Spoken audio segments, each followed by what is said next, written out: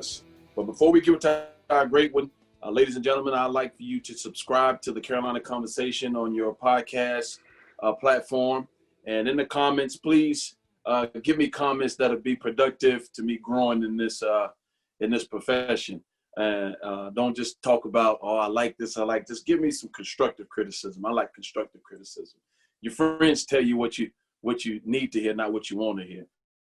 But going back to our guest, man, he's one of the outstanding individuals that ever played at the University of North Carolina. But in my opinion, he is one of the best people to ever play at the University of North Carolina. I mean, he's been awesome. I mean, he came to the University of North Carolina in 2004, if I'm not mistaken. He hails from Bremerton, Washington. He was a McDonald's All-American. He was also a first-team parade All-American. And he brought a little different flavor from the West Coast to the East Coast. Ladies and gentlemen, we have one of our greats, Marvin Williams. Welcome to the show, Marv. Welcome to the show. Thank you, man. That was a hell of an introduction. I appreciate that. Well, I had a lot more, man. But I'll be able to get into my personal thoughts about you throughout our conversation. But you know, we're extremely grateful to have you on the show.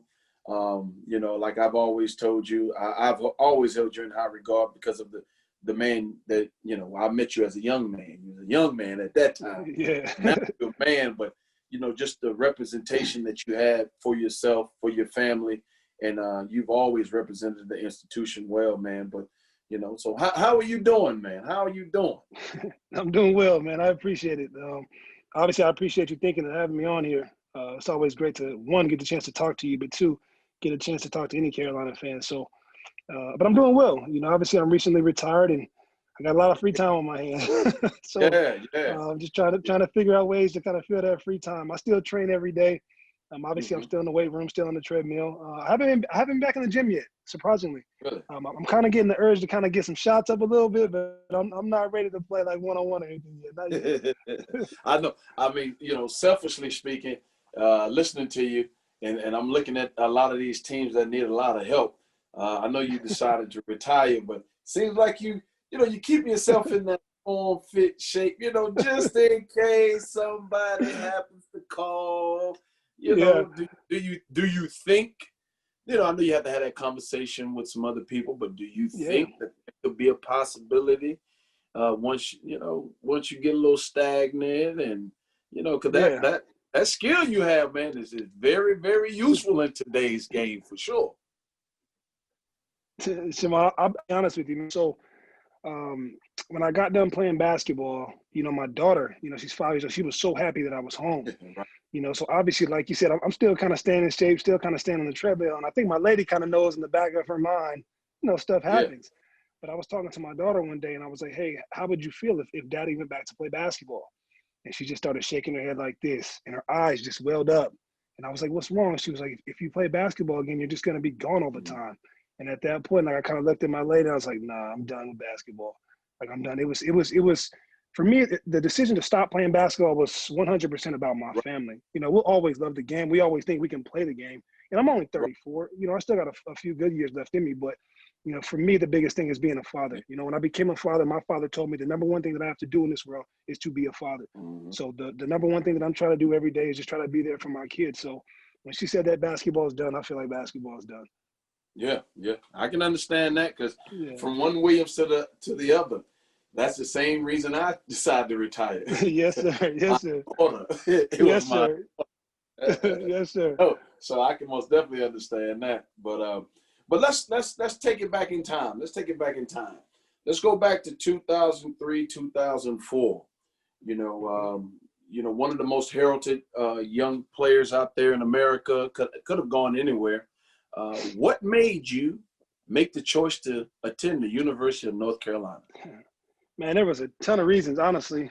Obviously, my dad being from North Carolina, growing up, all I knew was Carolina. You know, Gotcha. To be honest with you, I grew up watching Shammond Williams play basketball, Anton Jameson play basketball. You guys taught me Carolina before I even came to Carolina. And then obviously during the recruiting process, when Coach Williams was still at Kansas, obviously I was considering there. But when he made the move to Chapel Hill, I looked at my dad and I was like, man, this is where I need to be. You know, this is all I've ever known. Obviously, I wanted to stay home and go to the University of Washington with all my friends there. And I was really close to a lot of those guys there. But I knew that coming to Chapel Hill was going to be best for me and my family. And it certainly was. It worked out well in the end. Right, right, right. Well, we were most definitely grateful to have an individual of your caliber come to the University of North Carolina, and Thank then you, man. especially coming from the West Coast. I mean, for me, I lived in Seattle, had played in Seattle, so I knew the environment, but I did know how talented the kids were in that area, Mm-hmm.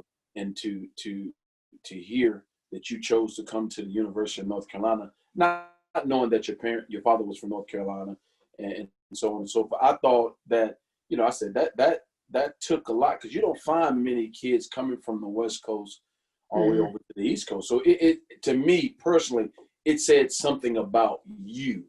And so, did you have any thoughts about going from the West Coast to the East Coast, and being able to, quote unquote, because there's a stigma in the West Coast being up and down, as opposed to the East Coast basketball being a little bit more physical.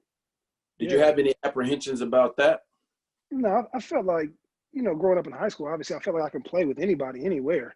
No I question. wasn't too worried about the style of play. I just felt like what the University of my ultimate goal, obviously, is to make the NBA. That's what every kid's goal was. And if you look at the University of North Carolina and the legendary coaches and the legendary players that have played there, look how many guys have played professionally and have been successful in the professional, arena. So I felt like if I had a chance to go to Carolina and I worked as hard as I could, I learned as much as I could, maybe I would just have an opportunity to get my foot in the door. And like I said, God willing, everything worked out for me. So I just felt like I knew what I needed to do. The distance, leaving Bremerton to come to Chapel Hill, man, I felt like if my mom couldn't pick up and drive it, a flight is a flight, whether she's got to fly 2 hours to California or 5 hours to North Carolina, she still would have to go to the airport and fly. So the distance, if I couldn't drive home, it didn't matter to me. So like I said, my dad, I had family down there. I was coming all the way across with another West Coast guy from Oakland, Quentin. So we really bonded, man, that year. So it was really good for us. Yeah. I remember you guys when you first came to campus, and I knew Quentin. I knew of Quentin because I had Quentin at the NBA camp in Richmond, and so I had some conversations with him actually before he committed to the University of North Carolina. But I remember you guys coming in the gym the first time, and just listening to you now. The one thing that always stood out about you, which says a lot about you as a person, but more importantly about your parents and the way that you was raised, was your humility. Like, a lot of times when you're that type of kid with that magnitude, you kind of used to certain things, but and you coming into Chapel Hill and coming into the gym that first time and not being able to play and going over to the side goal. Yes, sir. It wasn't even a problem for you. I thought back. I said, "Hey, man, this kid here, he's a little different. He's a little different. And so my question to you is, once you got to Chapel Hill, what was going on in your mind? What was your thought process, and how was it getting acclimated?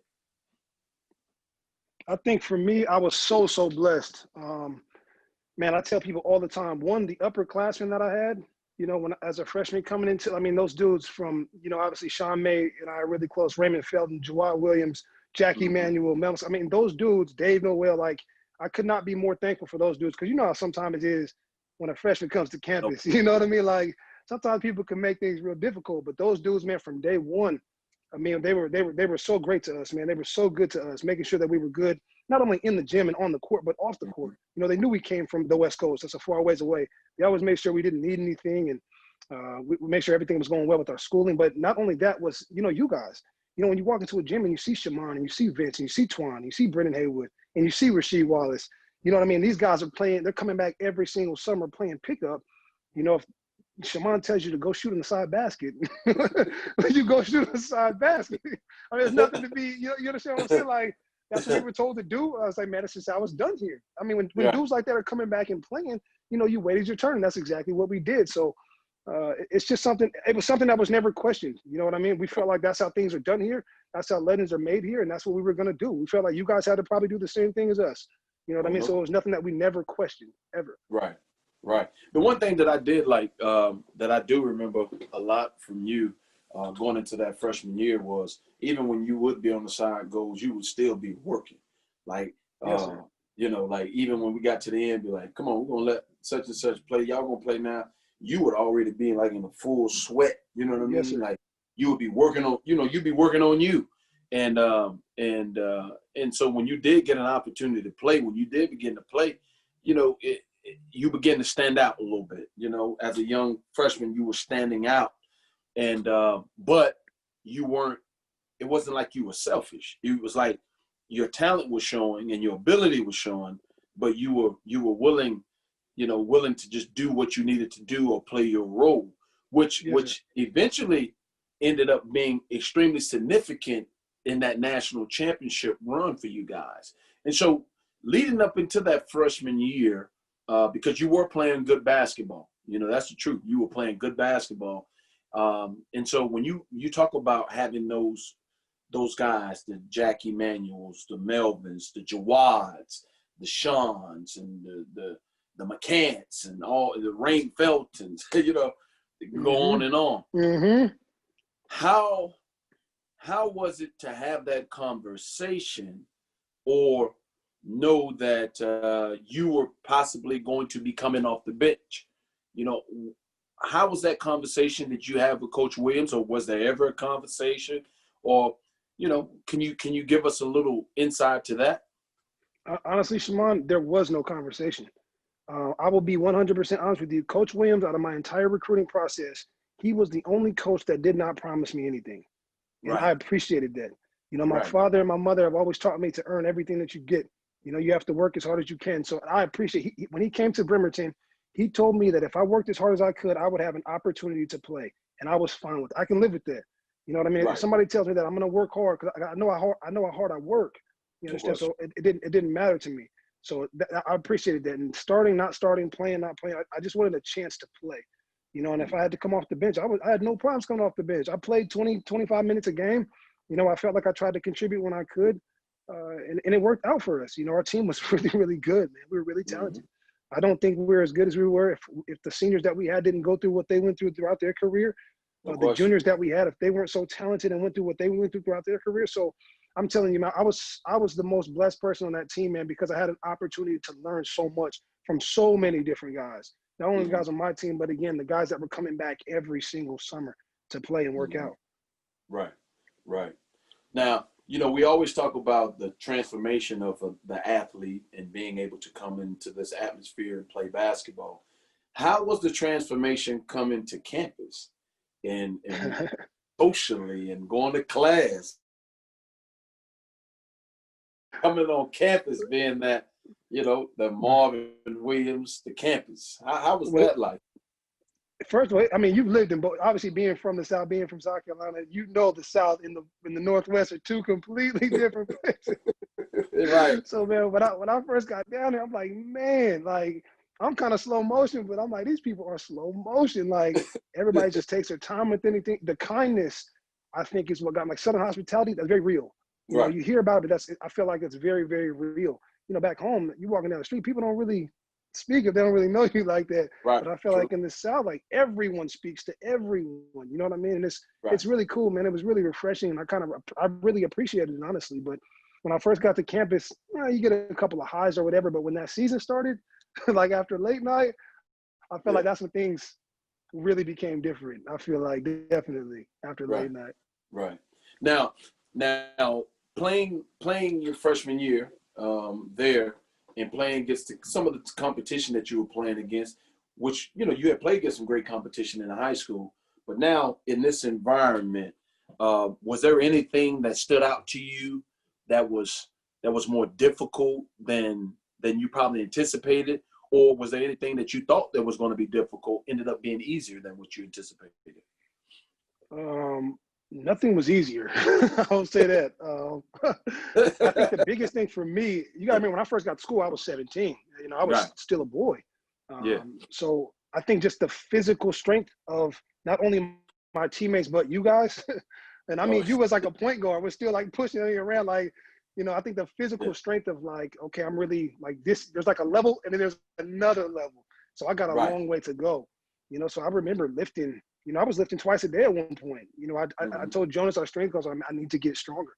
Like these dudes are throwing me everywhere. And honestly, Right. like I'm trying to like, man, if I can just wrestle with Big May, but Big May, that man should Yeah. have been player of the year that year. You know what I mean? He's not really the guy you should compare yourself to. But I Right. felt like, man, if I could just kind of hold my own with him, I'll be okay with anybody. So I just worked as hard as I could, man. Every day in the weight room, every day in the weight, sometimes twice a day in the weight room. Again, I just tried to watch and learn. When you guys would come back and play pickup, I would listen. I would watch. I would watch film with the coaches, and it was good for me, man. I've always been a great listener, and I always loved to learn, and I really feel like it's been beneficial for me not only throughout the course of my career, but just in life. Period. When it comes to Yeah. being a father or trying to be a boyfriend or a husband or whatever you call it. It's been good, man. It's been really good for me. But I've always learned to listen for sure. Yeah. Yeah. You do have a different type of calmness about you, and you've always had like a let me make sure I say that you've always had the, like you were older in the way that you carried yourself and just the spirit. You know what I mean? Just, like you always had that persona to me. I never, I remember well, I'm gonna wait for that one until we get to that point. But Uh, just the way you carried yourself. And so let's get back to that season, because arguably in that season you hit one of the most biggest shots of that season, if I'm not mistaken, against Duke, if I'm not mistaken. yeah. Right, right. Tell me about that. Take us through that, because that shot. You can find that shot in Chapel Hill on walls, through on Franklin Street, and just that enthusiasm that you brought to the team and in that game. But tell me about that shot, man. Tell me about that shot. It was I've said it a million times, man. I'm just so blessed, so blessed. It was one of those things. I was just in the right place at the right time. Honestly, Ray missed it. Obviously we're always taught to crash the offensive glass, which is what I did, and bounced over Sheldon's head, who was, Mm-hmm. an All-American that year.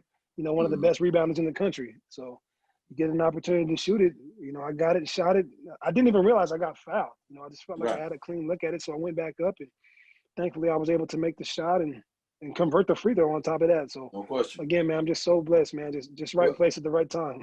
Well, I'm not. I'm gonna go further in the right place at the right time, because going back from what you just said, at that point in time, you weren't as physical as Deshaun Mays and the Sheldons. Yeah, So yeah, I'm not gonna say that you just happened to be at the right place at the right time. I'm going to say that you had that innate instinct to be where you needed to be, because if not, I mean, they could push you wherever you wanted to be pushed. yeah, So knowing that you didn't have the physicality of everybody, you had to put yourself in a position that you could be in a place that you could capitalize. yeah. And I think that says a lot about you, more than because it's hard for a person to look at themselves.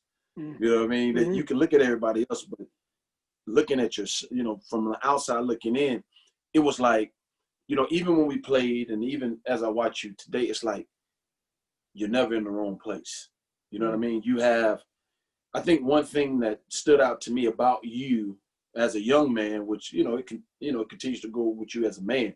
I mean, even when I watch you play, but more importantly, like even when we was at Coach Williams, when we dedicated the court to him, just watching you, you have self-discipline and that humility, man. It's like, you don't, I have self-discipline and I have some humility, but I don't have it to the extent that you have it, and I'm older than you.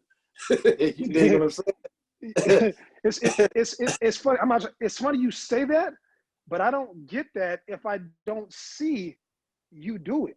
You understand? And I'm gonna give you an example. You probably remember this, man. You've done more ball handling than anybody I've ever seen in my life, ever in my life. So I'll never forget it. It was late. I was shooting at the gym. In walks in Shaman. You had the two balls. You said what's up, walked over to the far court, and you did ball handling by yourself for, I swear, had to be an hour.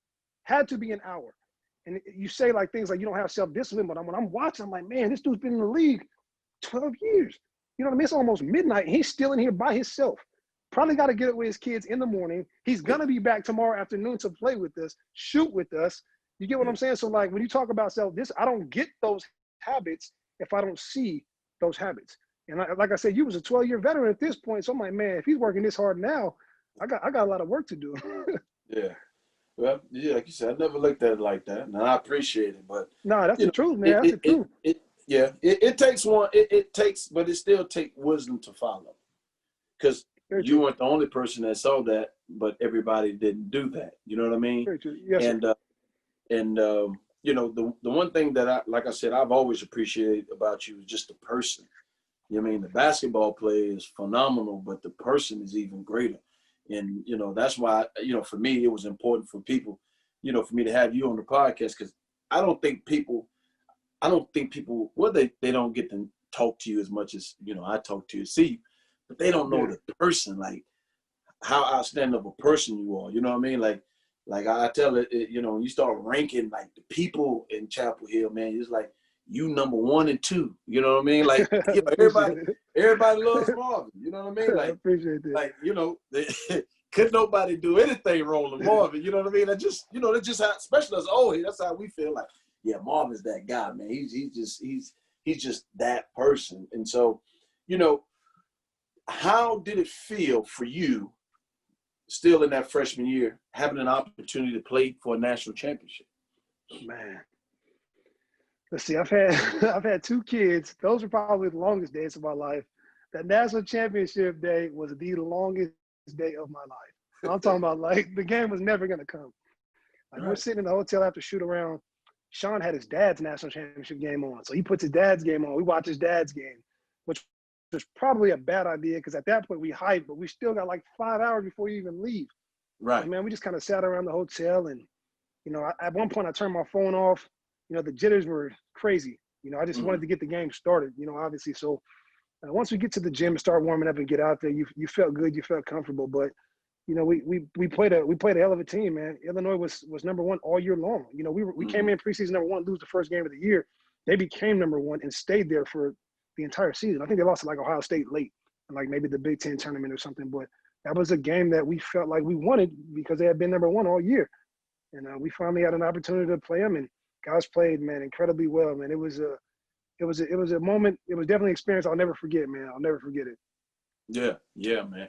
I mean, that's one thing that a lot of us have to live vicariously through you guys, because we made it to the Final Four and you know, we never win it. You know what I mean? And that's one thing that, you know, a lot of us regret. But when you guys won it, it was great for us. It was really great for me in regards, because being in Chapel Hill every year, every summer, you know, I was there when Jackie and Jawad and those guys didn't make the tournament, and you know, they were ridiculed, and you know, we had the changing of coaching from Coach Doherty to Coach Williams, but you know, just seeing the culmination of those guys having to go through all that ridicule to becoming the national champions, man. It for me, you know, being a, you know, like, you know, big brother, man, I just felt just, I mean, it was like I said, sometimes an out of body experience, man. I was just so happy for you guys. You know what I mean? And and then, you know, and for you at the point in time, because people began to see the talent that you brought to the table. You know, there were some decisions that were needed to be made for you moving forward. And so after winning the national championship, you know, beginning to hear what people were thinking of you, how did that decision process go for you, making the choice to leave the University of North Carolina to pursue your dream as an NBA basketball player? Man, at that point in my life, it was without a doubt the hardest decision I'd ever made. You know, I spent a lot of time praying, talked to Coach a bit, talked to my parents a bit. You know, growing up, man, my mother and father, you know, they worked incredibly hard. You know, they both worked 2 jobs. You know, I remember growing up some days, man, when I wouldn't even see my mom. You know, she would leave for work 8 o'clock in the morning, come back at 5. Her next shift started at 6:30 till 10. You know what I mean? I'm in middle school. I got 2 younger brothers. So that's how I learned to cook and clean and, you know, take care of myself, because, I mean, you had to grow up fast. So I had an opportunity to change all that for my mom and my dad. You know what I mean? But at the same time, still, Kill had a blast in Chapel Hill. We, like you said, we just won that national championship. So in my heart, I did not want to leave. but I felt like my family needed me, man. And I had an opportunity to change everything for them. So I took advantage of the opportunity, man. It was difficult. It's not a decision that I regret, but if my family situation was different, oh man, I would have tried to figure out a way to get a 50 year in Chapel Hill. I'd have stuck around for a while. I'd have been around for a while, man. I'm telling you, I'd have told my life there. No, it was a tough decision to make, man. It really, Right. really was. Right. It was. Well, I mean, you made the right decision. You made the right decision, and the process that you went through was correct. And you know, you had done something for the university that hadn't been done for a long time. So, you know, your obligation to a certain extent was completed. Now, knowing you and what you stand for and your family stands for, you know, tell me the process of you coming back and getting your degree and working towards that. How's that process? Oh man, that was that was if there's anything in life that I'm proud of, you know, outside of being a father, it's getting my degree, because it's the one thing that I truly had to work hard for. You know, basketball, man, we're God gifted. We've been blessed to do it, you know, and you want to do it. Yeah. But to be, you know, 25, 26 years old in class in the summer with a bunch of like 17, 18 year olds. Yeah.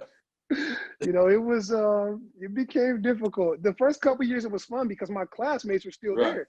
You know, I'm not that much older than everybody, so it was no big deal. But you know, I remember my very last class. I was 20, I think I was 27 when I graduated. So I'm in there with like a 17 or 18 year old, and she was like, "Yeah, I remember watching national championship. I was in 5th grade with my dad." And I'm like, "Yo, it's time to get out of here. Like, I gotta go. I gotta get out of here." It was crazy. Yeah. She was like my lab partner. You know, so I was like, I gotta get out of here. But it was, man, I went back every year. You know, Coach, that was the one thing that Coach asked of me. He asked me to graduate, and I told him he knew I was going to graduate.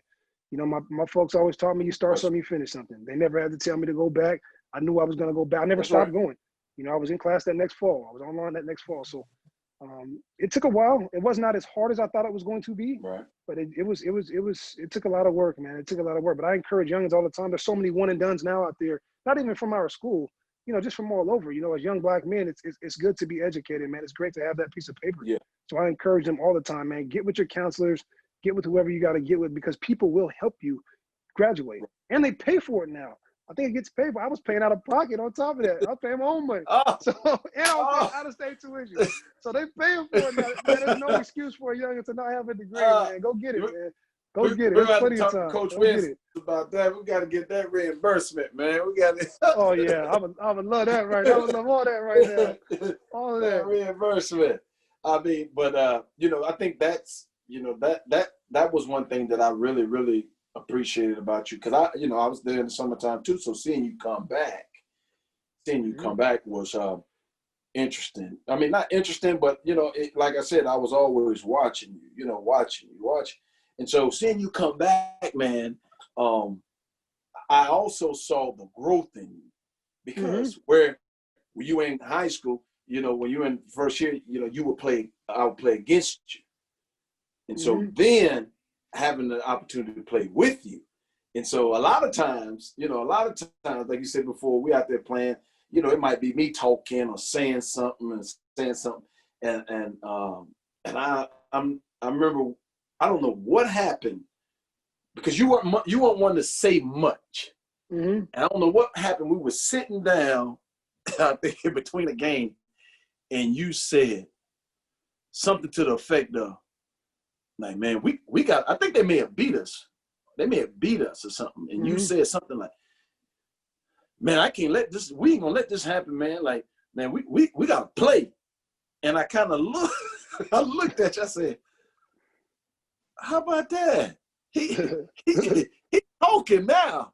Okay, he talking. Because I felt like this. I felt like once you guys begin to take the lead on things, that I could kind of, you know, sit back a little bit. You know what I mean? And so, you know, when that first time I saw you speak, I said, in my head, I said, that's the first, you know, that's the first time I ever seen him like say something. Because I wasn't in your practices or anything like that. But that's the first time I saw you say something, and I saw I felt the passion. You know what I mean? Mm-hmm. Like you can see it, but it's you know, you perceive it, but once you in that environment with you, and I heard you speak, I felt the passion, and I said, okay, all right. I said, he got it. He got it. And so from that point on, it seemed like for me, you began to like elevate yourself, not only in our environment, but I think it began to show even in your NBA career as well. You know, what made you take the steps of saying, you know what, man, I'm not the college kid no more. You know, I'm Marvin. You know, I'm Marvin, the man that people celebrate and appreciate. You know what I mean? Because it was like a transformation, man. I promise you. It was like one summer you just like quiet, you play. Marvin, what you want to do? Okay, whatever y'all want to do. You know what I mean? Like, you know what I mean? He was kind of like, whatever y'all want to do, whatever I want to do. Then all of a sudden it was like, boom. You know what I mean? Like, I'm in control. You know, I'm in control. So what made you, you know, what was the change? What was the change? Maybe you didn't see it, but I saw it. I think honestly, obviously with age, you know, I think age, obviously you mature. I think that helped a lot. I think just trying to work on my game and understanding how to work. Yeah. You know, I tell people all the time, I learned how to really work when I got to Chapel Hill, because that's what we're built to do. Right. That's what we're made to do. You know what I mean? So I tell people all the time, like just understanding how to work. So like we're in the gym and, you know, the young pups are beating up on the pros. You know what I mean? Coach gonna hear about that tomorrow. You know? Yeah. Like he's gonna hear about that tomorrow. So like I'm like, you know, come on, if we're gonna be in here, you know, we gotta go ahead and be in here. Yeah. You know, a lot of times for us, that's their first workout of the day. That's like our second, third workout of the day. Yeah. By the time we played in the afternoon, that was probably my third workout. No question. I had lifted weights 6 in.the, been to class, came back, got on the court for an hour and a half, and That's now right. we're playing. Yeah. You know what I mean? I could easily just go home. Right. So like if we're gonna be in here, we gotta get to it, we gotta work. We gotta work. And I tell people all the time, I learned how to work in Chapel Hill. You know, guys like you, guys like Big May, Jackie, Jawad, like guys like that taught me how to work, how to do things the right way. But that's Chapel, that's the benefit of going to a university like ours. A lot of guys, man, you talk to guys at whatever schools, I'm not here to bash any schools, but there are big schools out there where like, yo, OGs never come back. You know what I mean? Coach that's there now, he don't care what we're doing. He's not checking on us. He don't care how we played last night. He doesn't invite us back to campus. But Coach Williams is always like, hey, pickups at 3 tomorrow. You know what I mean? Like, if you want to play, weight room is yours. If you want to lift, you know. So it's always been so welcoming. I feel like for, you know, all the former players, but in particular myself, man. If I ever needed anything, you know, I'm 2 hours down 85, and I'm there. It's going to be taken care of, man. And that's just how the University of North Carolina is for players. Yeah. Now tell me this: going into the NBA, because playing in North Carolina is a gift and a curse. I always call it the gift and the curse because you're coached a certain way and you play a certain way. Then you get to the NBA, and everybody else around you, you know, it's like, what is this? You know, so yes, sir. Tell me about your transformation of going from college to the NBA, man. Tell me about that.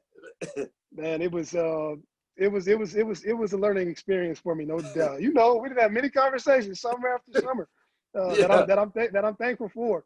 You know, even in season. Shimon, I can honestly say, man, the encouragement and the text messages that you sent me throughout the course of my career have gone a long way, man. Just to let me know that you were watching, or just something that you could see that I can get better with, or I mean, those things went a long way for me. But it was a learning experience. And again, you know, I'm a pup. I had just turned 19. The draft was on like the 26th. My birthday's on the 19th. Right. You know what I mean? I just turned 19. So like, I'm a pup. And then I really there was another level to it. Like, you're not on campus anymore. Like, these dudes got families and kids. Like, they're really playing for keeps. Like you said, like, you come from a place in the summer where you get yelled at for not making the extra pass. Like, ain't no extra pass. Like, yeah. You know, I'm looking around like, oh, what is going on right now? Yeah. You're down 17. You know, all this time we can chip away at this if we do it together, but you might get quick shot. Now you're down 24, and it's over with. The night's done. No question. And like this question is really good for you, someone like you, because you have NBA talent. Your talent is by far NBA talent. you don't have a selfish mindset.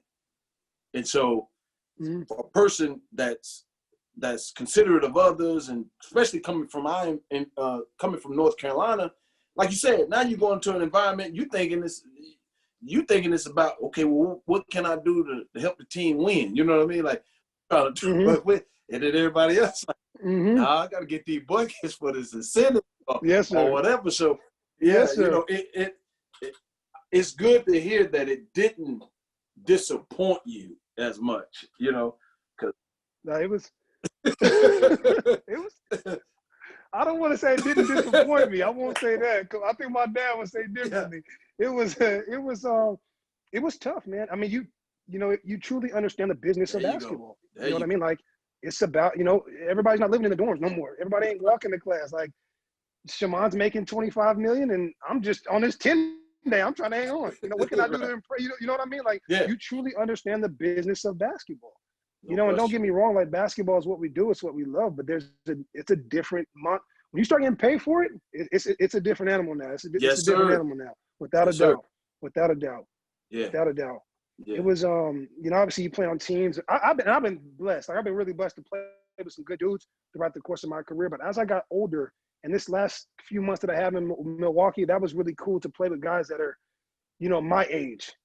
Guys that have been there and done that. That are, you know what I mean? It doesn't matter if they scored 2 or scored 20. They're not letting you score tonight. They're gonna dive on the floor. They don't care if they get 6 rebounds. Like, it was really kind of cool to play with dudes like that, my peers. Guys that are my age that are looking for the same thing. Yeah. No question. Yeah, that's what I kind of tell the young guys. I tell the young guys when I do get out there and play, I tell them, no, I can't. You can't play with me. You ain't old enough. It don't mean enough to you. You ain't gonna go home talking about me today. Yes, sir. Yeah. But those are things, like you said before. Now that you say that, being able to go back to Chapel Hill and then play against those guys, and see, they get to see, even us in old age. I mean, 3 years ago we were all back there playing, and those kids got to see how much it really meant to us to win. Like, we didn't care about who was getting the shot or whatever. We were trying to win, do whatever it took to win. You know what I mean? Yes, sir. And like you said before, I think in today's game a lot of that is missing because it's so individualistic, and they have so many other thought processes about what should be happening. It was good to see you, in Milwaukee and having a big role in what they were doing, and I know, I know it hurt them when you said, "Hey, they were counting on more. They were counting on more." So now, man, being retired and sitting in the house every day, have you given any thought to what you may want to do? You may choose not to do it, but is there any thoughts to what you think you may want to do?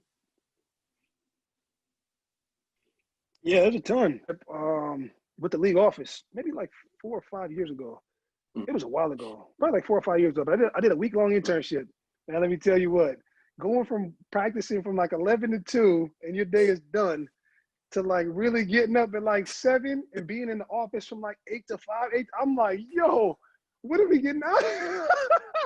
I'm like, what are we getting out of here? This is crazy.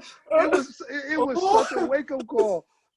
Oh my goodness. I'm like, man, like, how people say it, like the real world, basketball athletes do not live in the real world, especially basketball players. Like, I'm telling you, 11 to 2 is a long day.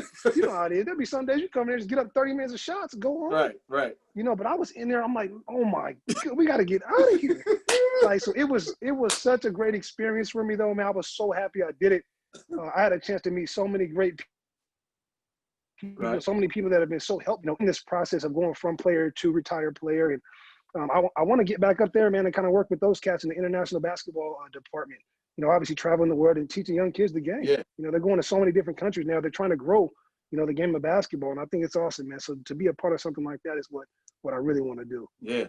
It's interesting, man, because I say myself, if I don't get back into coaching, if I'm not blessed to get back into coaching in the next year or two, I think we're going to make a choice to go to Spain and So we have a house there in Spain. Go and stay in Spain and Okay. teach the game there and Okay. grew up in that environment. Just give, you know, like you said, give them something different perspective on life and culture. And you do a lot of traveling yourself, you know. Yes, sir. But I do have a suggestion for you. I do have a suggestion for you. Please. I think that you can be the athletic director at the University of North Carolina. That's a lot of responsibility, man. Yeah. Oh, that's a lot of responsibility, man. But you know why? You know why? I think that you are the epitome of what we are.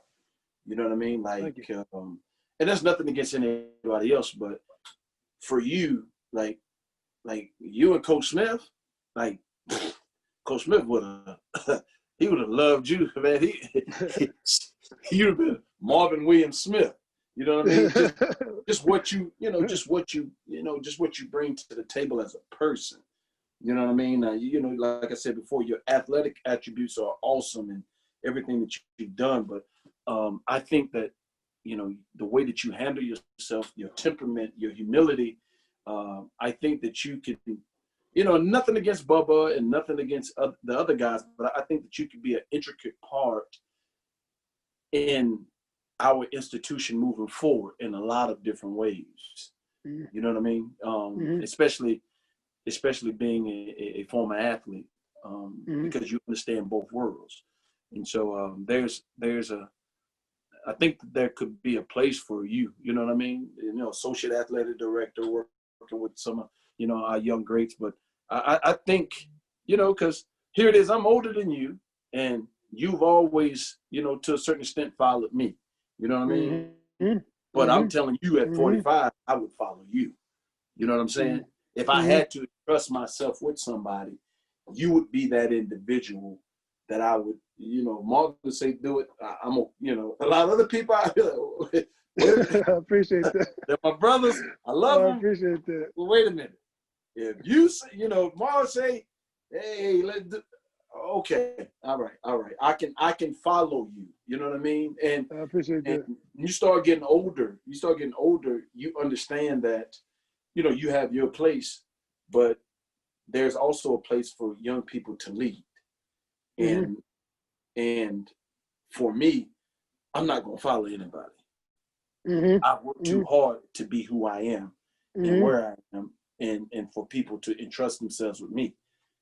I'm not gonna follow just anybody. I'm not. But yes, sir. Who you are and what you've shown me and you've shown us, I think that many people would love an opportunity to follow you, your direction, because you are, you know, you are a class act. You have always been a class act, and that's something, man, that you know, you should, you know, your parents most definitely should, you know, they're happy about that, but man, you should appreciate that, man, that you know, that we feel that way about you. I mean, that's just how much people love you, man. I mean, like my wife, we still have the toaster oven you bought us for our wedding. For the wedding. The knob came off, and so, you know, I was like, well, the knob came off. You probably got to turn this thing off. She said, Marvin bought this. He put appliances out. We got appliances up under there. You look at my kids, they look nice. Got Marvin toaster oven right there. And so, you know, it you know what I mean? Like, just real. You know, I take you downstairs and see it. You know, but people do hold you in high regard, man. And you've been a great individual for our institution, man. And if there's a way for you to be in that administration position to help the institution move forward, I think it's something that, if it works for your family, you and your family, I think that's something that you should look into. Right on. I appreciate that. Thank you, man. Yeah, and look into it. So, all right. My last question to you, man. Have you got a chance to watch the Heels play this year? I'm looking forward to it tonight, man. So I talked to a couple guys last night, and I heard that they're supposed to be it's the Maui Invitational, but they're in Asheville, right? Yeah. I don't know how they ended up. I mean, I get if you can't go to Maui, maybe like San Diego or Florida or something. They stuck them in the mountains in Asheville. I know it's probably cold up there. I know they was looking forward to that trip, but that's always a big time tournament, man. They got a lot of good teams there. We got a ton of talent on this team. So I'm really looking forward to seeing those guys tonight for sure. Yeah, for sure. yeah. I had the opportunity to watch him play against the College of Charleston, and they did some good things. And I think there's going to be a lot of responsibility placed on the guards. Yeah, Which is as always. good. Yeah. Get responsibility. That means you're going to get to play. Yes, sir. Yes, sir. Yes, sir. Hey, you played more than I played as a freshman, so Yes, sir. you're happy about that. But they look really good. They look really good interior wise, and the guards play really well. And so a lot of times I think we're gonna have to play inside out. What we playing inside out, and then make the game a little bit easier for the guards. But they have some great talent, and I think coach is doing a great job with them. Yeah, yeah. I'm looking forward to seeing them play, man. I really am. It'll be a good game tonight. Yeah, yeah. Hopefully, God permitting, I may shoot up the road because it's only 45 minutes for me. So. Oh, okay. You right there Yeah. then. Yeah. Oh, yeah. I'm right at the Maui Classic. Right Up in Hawaii. It's gonna be cold and rain up there. Yeah, man. Yeah. Well, Marv, man, I really appreciate you participating on the podcast, man. It's an honor, man. It's an honor to have you. Yes, sir. You know what I mean? Man, congratulations on a great NBA career, man. But I'm looking forward to watching you go to even greater heights in this life after basketball, man. And so, yes, sir. Always held you in high regard, man. I love you. I appreciate you. And thank you, man. God permitting, man. If I can help with anything, holler at me. But we appreciate. You know I will. Yeah. Yes, sir. Thank you, man. I appreciate it. Yep. All right. You take care. Yes, sir. You too. Talk to you later. All right. Later.